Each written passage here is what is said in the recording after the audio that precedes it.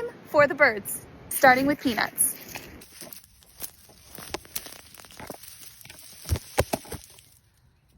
Oh, there we go.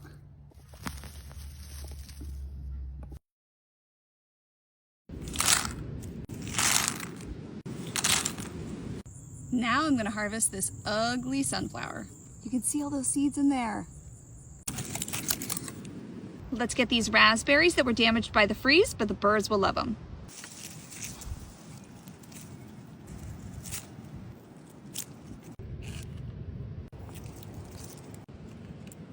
Some teeny Kalamandan oranges.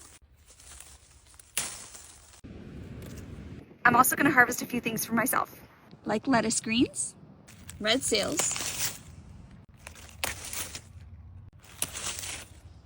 outrageous, flashy trout speck,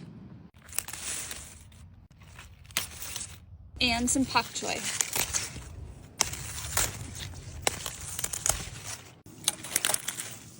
Okay, let's go feed the birds.